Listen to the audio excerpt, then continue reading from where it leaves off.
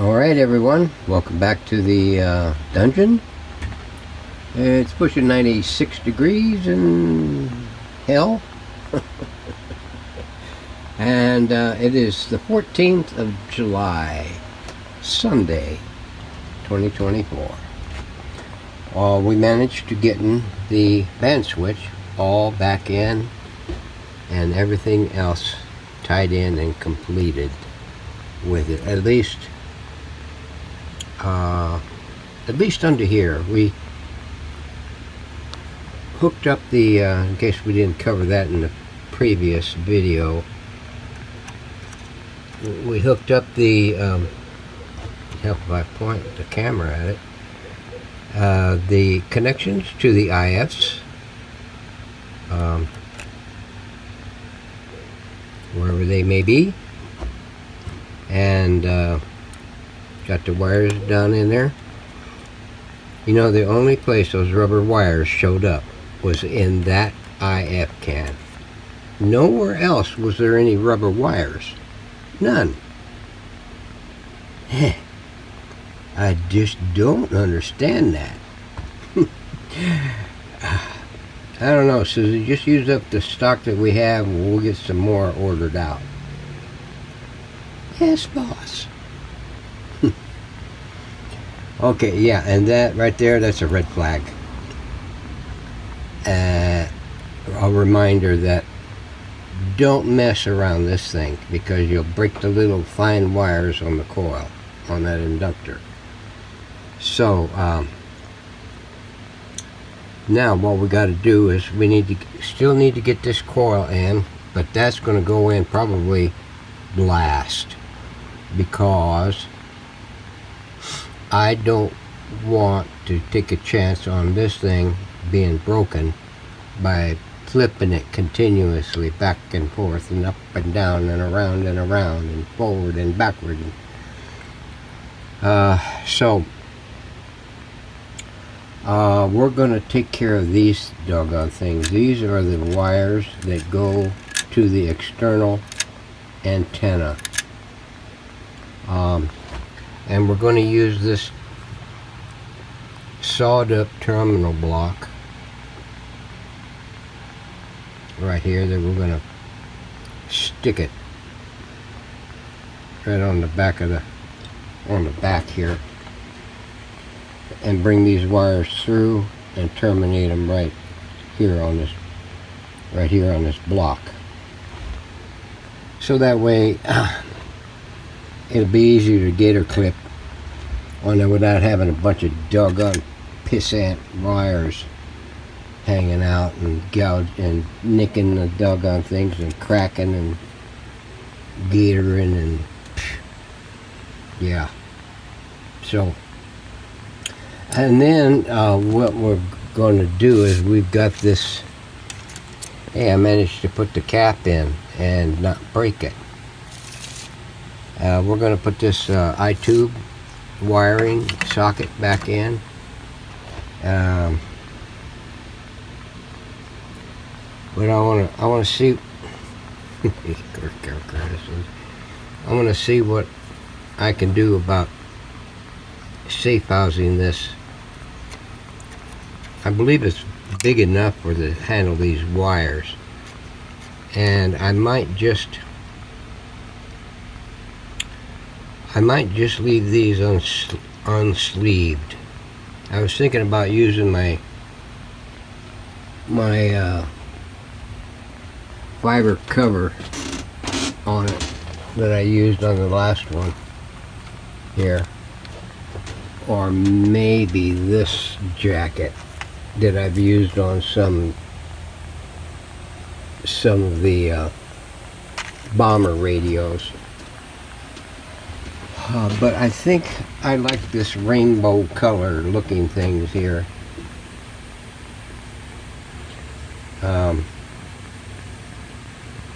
But it's still a toss-up. It's still got to go in there, so I'm going to I think about that. But I need to safe house it, the wires coming through here, because I don't want them being nicked or cut or whatever. So I may put a knockout collar. Knockout collar. I don't know what the heck you call them anyway. They're a snap-in grommet, but they're plastic. Or they're ABS or whatever the heck they are. Let me see. Where are you?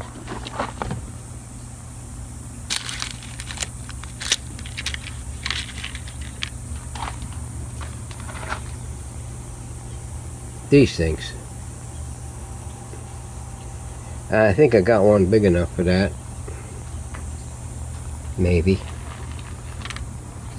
If not, we'll go to one of these where we can go in and I don't have to worry about that knockout hole in the chassis cutting into that wire. Not that it should, but you know, if somebody gets around to messing in there and everything, yeah, moving this and moving that around, it won't take very much to. This is a little bit more stout than the other stuff. Of course, this here hasn't been subjected to decades of heat, but it'd be interesting to see this thing in 70 years, if we get that far. Personally, I don't think we will, but we'll find out come November. So that's going to be it right now. Well, the temps are going up. I do have the cabinet with 2 more coats of clear poly on it. They need to be sanded down. I am getting to the point where I'm going to experiment creating the night label for the cabinet, the decal. I got the gold color on the decal paper or the decal film. All I need to do is go over it, run it through the printer and print the outline of the letters over it. And hopefully my laser printer doesn't take off the gold color. It didn't the last time, so it probably will survive this time, but I know it's with the fusing stuff on it, it's going to heat that paper and it's going to probably melt that paint or ink or whatever it's called. I got this idea from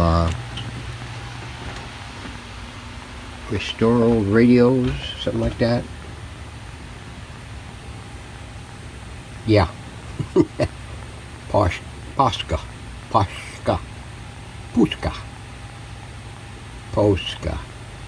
Uniposca.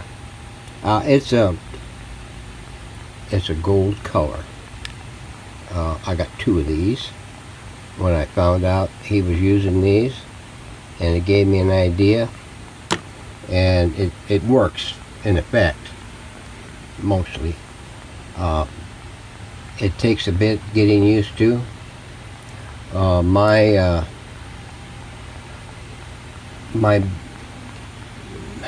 adaptation to daubing, this has got a felt tip on it, kind of a broadish felt tip, about the same thing as a magic marker, as one of these Sharpies, but it's not pointed. Let me get the open one. Let's see if I can open this without getting ink all over the place. There we go. That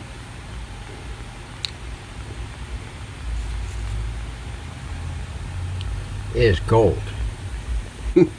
Yeah, there's no question about that. That it's gold. And my adaptation was getting a toothpick, the pointy kind of toothpicks, not the squared off flat ones or whatever, the rounded ones, and get some of this on a piece of plastic, dibble out some, get a spot of it there, and then poke your toothpick in it, and then daub it right in the line right in between where the outlines are going to be. You'll have to have a backlit glass, like a picture frame. Take the backing and everything out of it, leave the glass in it, turn it upside down, put a light underneath it, make your printout of what you're going to do, and print it out on paper, and don't change anything. Put it up against the backing, on the backing of the decal paper, and put it on that light source, and you can see the outlines of the text on there, and then just double and go right in between those, and then give it, I don't know, a few hours to dry up and dry up so that it doesn't rub off. And then I'm doing this next day, so I'm giving it a long time to cure, dry. And then we're going to make that test today, so I'll let you know how it comes out. So we're going to get out of the heat and back inside. Oh, by the way, the Philco 145 sold this morning. I just posted it up about 10 o'clock last night, and it's gone. So, well, it's not gone yet. I'm going to box it, ship it up. Going to an owner in Houston. Imagine that. Somebody still has power in Houston. So, anyway, we're going to be boxing that up later this evening for tomorrow's delivery run, pickup. So, stay tuned. We might have another little segment right after this one.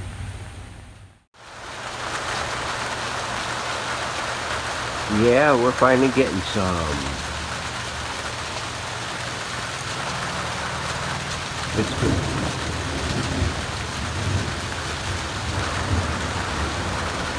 It's finally rolling through. We had a good blast of a gust front earlier today. It kind of blew things all over the yard, and then some. And my God, it has cooled down quite a bit for this time of day. But I mean, it was cool. I mean, this has been doing this for, I don't know, 20, 30 minutes, maybe, I don't know, maybe an hour or so. So, we're back out in the shed.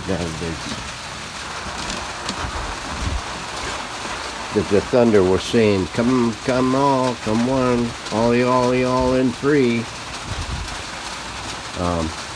Yeah, we got this here installed. We got a grommet, rubber grommet on it down here on the thing, and just having to fit everything fit together so nicely. I mean, it just, you know, you don't have to do a dance in order to make something happen. And that was pretty good. This here is just temporarily mounted up right now. It's starting to hail. Hail no. Wow. We still got to do a little bit of modification to this one, like drill out these rivets, get them removed, and get the panel pressure ready for the new dial face. Here is the wiring all in. Everything else went to this tube. What doesn't go to here. And we managed to follow our diagramming right there. And we managed to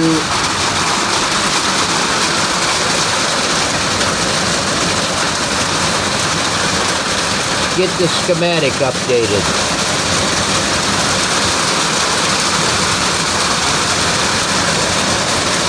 Boy, that hail is deafening, man. It's almost like I can't think. Well, I can't think anyway, but I mean the hail is throwing a curve at me. It's messing up my sensors. So yeah, we got this eye-tube in here and interconnected. So we're done to that point. My little red flag is hanging on for dear life, like me. Now, besides getting this thing here prepped and ready to go over here in this pocket over here,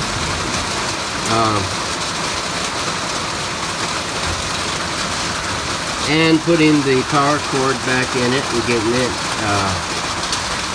hooked in. There's one other thing I got to get in here, and that is a safety cap. That chingadero right there. So I clipped it out at the beginning, way back, and whenever we were first going to check this thing out, and I just clipped it out of there because I wanted to get in here to check everything, because I needed to see whether or not there was a problem with the switch, which there was, or a problem with the transformer, which there was. So I mean, it's just been a one doggone flogging after another. But I'm all flogged out today, and we're gonna get back to it tomorrow. What I will do now is, I think I covered this tuner in the last couple of, and this is coming out a lot smoother now. Hardly ever any chugging like it was doing. And I've lubed it up and everything. I gotta get these things straightened out. I gotta bend my hand at a different angle when I talk, so that way this thing will point at what I'm talking about. So anyway, there's that. Remove the panel, get this thing. This here is going to be next in line to getting connected, mounted, because I got to wind this up. Everything is ready to go. This here, modify. You can see the little nub that was on there, that cup on the back side of that pointer presses onto, and I mean, it was pretty tight. I mean, but she did pop off, and that pointer is a lot more robust than I thought it was going to be, because it just, I mean, it popped off. It almost hit me in the nose and landed where I could find it. So anyway, there is that. So we're gonna end it here for this episode, and we'll pick it up in the morning. I gotta prep that Philco. I've got the bench set out there under the Casbah set up. Hopefully it's not raining too much tomorrow morning, where I can get this thing boxed and ready to go, get it wrapped up. If you break a fracas. Almost forgot until I remembered. I don't know how I managed that.